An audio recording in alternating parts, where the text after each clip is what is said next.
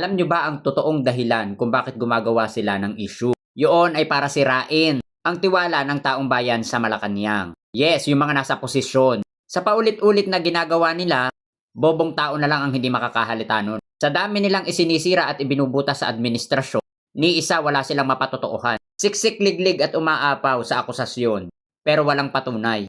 Gumagawa sila ng issue para mawala ang mata ng taong bayan sa impeachment laban kay Sara. Gumagawa sila ng paulit-ulit na issue kay Speaker Martin Romualdez, kay PBBM, kay First Lady, at kung sino man ang nagtatanggol sa administrasyon. Ginagawa nila ng issue, mga katanungan na dapat ay sinasagot nila, pero hindi nila sinasagot. Bagkus gumagawa sila ng ingay at dinadala sa ibang usapin. Ibibintang sa iba, ganon. Bakit? Para sirain nila ang kredibilidad ng mga nagtatanggol sa gobyerno. Lilikha ng maraming kaguluhan sa kung saan-saan, pati na sa lansangan.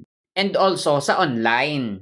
Bakit? Dahil sa paghahangad nila na sila ay makabalik sa posisyon at magkaroon na naman ng kapangyarihan at makalaya na naman yung mga taong nakulong dahil sa korupsyon. Makabalik ang pogo, makalutang yung mga taong nagtatago. Sa madalit salita, para maabswelto yung inuusig ng gobyerno ngayon. At kitang-kita na ang pattern. Ang mga timing, kitang-kita na. Pag may mauungkat na issue nila, gagawa sila ng ingay. Para yung simpatsya ng tao, dun tutuon sa ginawa nilang ingay at kaguluhan. Mga pinupuntirya ng mga ito. Si Yusek Claire Castro, Anthony Catonying, Berna. And also, hindi mawawala sa listahan si former Speaker Martin Romualdez. Pinupuntirya yung mga kilalang personalidad. Ginagawa nila ng issue. Hindi dahil may kasalanan sila. Hindi hadlang sila sa destabilization narrative. Kaya ang mga ingay ng mga DDS ay hindi totoo. Ito ay scripted, planado, at funded also.